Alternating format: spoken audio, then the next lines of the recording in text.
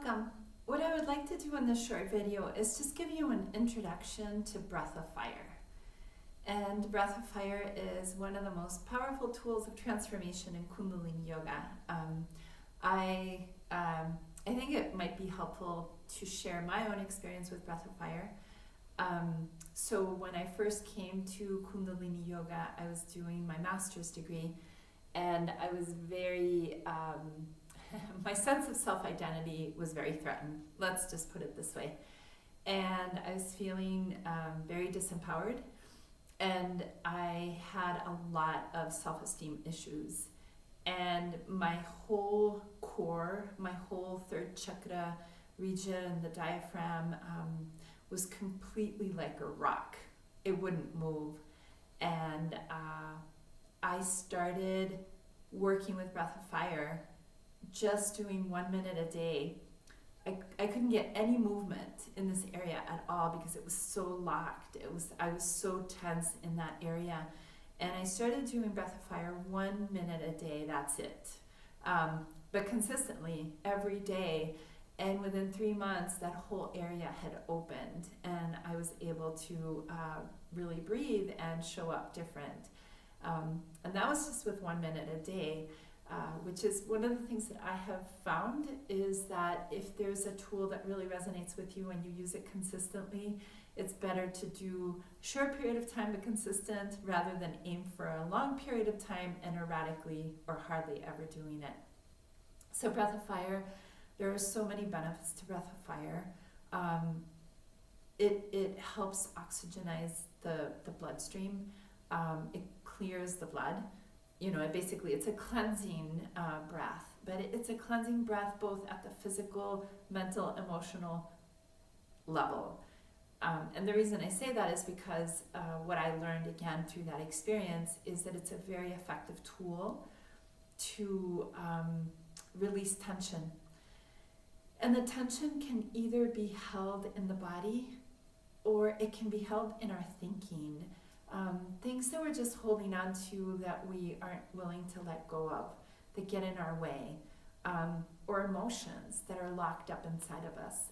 And so Breath of Fire becomes a really great tool to be able to eliminate those and clear the body, to be able to have the body function properly. There are, again, just a lot of benefits to Breath of Fire. As a reminder, if you are a woman, generally during your menses cycle and the heavy flow, it's recommended to do long, deep breathing as opposed to Breath of Fire. Also, if you are pregnant, just remember that up to the first trimester, you can pretty much do everything, just the same, but after that, you don't want to be doing a lot of things. So make sure that you speak to your doctor and that you speak to your Kundalini Yoga instructor and for guidance on that. And also Breath of Fire is just a very strong navel strengthener. It really gets that navel energy really balanced. It helps balance the navel point from my experience. And then the other thing about Breath of Fire is it really affects our nervous system. It strengthens the nervous system, and that in turn gives us more resilience and more impermanence to the things that are happening around us or for us or in us. So those are a few things, just a very broad kind of introduction to the Breath of Fire concept. Now let's go into the mechanics. So the first thing to know is that Breath of Fire is as if you were panting, it's like a panting dog breath, except that it's happening through the nose, typically. Unless you're doing detox work, there are Breath of Fire work that we do with the mouth open. But most of the time you're going to see Breath of Fire through the nose. And so what I like to do is I like to introduce you to the concept of Breath of Fire by having you place your hands at your navel. And just stick out your tongue like a panting dog.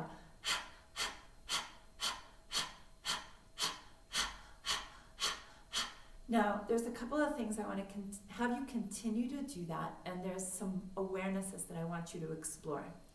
As you're continuing to pant through the mouth, what I want you to notice is the movement of the navel. And you might notice that the navel is pumping. It's serving as a pump. So you are actually not breathing specifically. You are generating the action that creates the diaphragm that allows the breath to come in and out through your body system. That is really important, because if most of us think that we breathe through our nose, and if you try to breathe through your nose and do breath of fire, it's a failure. So just keep doing that.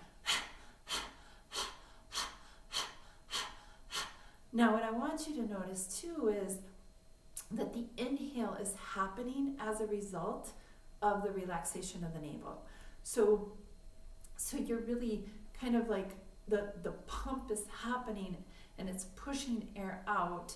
And then when you relax the pump, so the navel is pressing out, then the breath comes in. So just see if you notice that.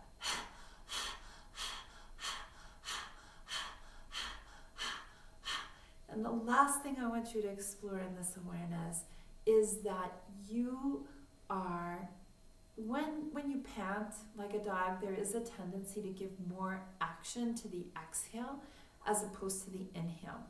So what I want to invite you to do is to continue to pant like a dog, but this time really begin to notice the flow of the breath in and out, and try to maintain equal balance between inhale and exhale, so that you begin to feel the flow of air in and out at equal proportions.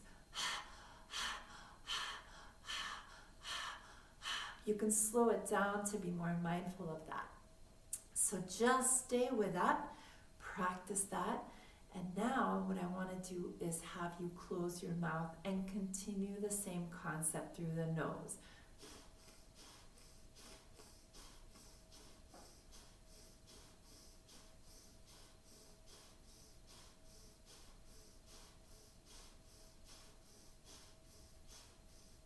Now, I want you to continue to do it. It might be really difficult at first when you first start Breath of Fire.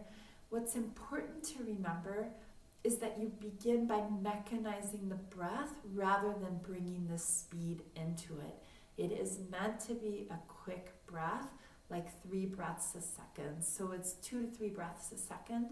So it is intended to be a pretty quick breath. So what you want to do is you want to just allow yourself to get the feeling of the pump, the navel breathing for you, and the equal parts inhale, exhale. As you practice, mentally vibrate Sat on the inhale, Nam on the exhale.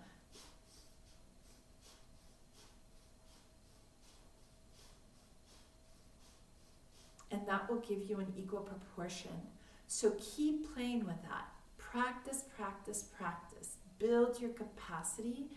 When you start, give yourself permission to really embody the mechanics of Breath of Fire, and then let that lead you to the faster practice of Breath of Fire. When you start practicing faster, it's easy to lose the quality of Breath of Fire. So once again, the key is equal parts inhale, exhale. If it's a different rhythm, if you're accenting the exhale as opposed to the inhale, it creates a different pranayama or breath practice. And that has a different effect in your mind-body system. So stay tuned in to the navel, to the breath, to the flow of the breath and the sound current within you, and allow yourself to grow and cultivate the practice of Breath of Fire. You'll be using Breath of Fire in different postures, and sometimes it'll be easier to do than others. It's okay. Just give yourself permission to work and cultivate the excellence of Breath of Fire. And it is a life practice as far as I'm concerned. So you've started in the right place, and I hope you keep going with it, because it can be an incredibly transformative and simple tool to use on a daily basis. If you have any questions or anything about the breath, you can go ahead and leave them below the video so that I can know that you have questions and I can refine the instructions on this video. Okay, thank you.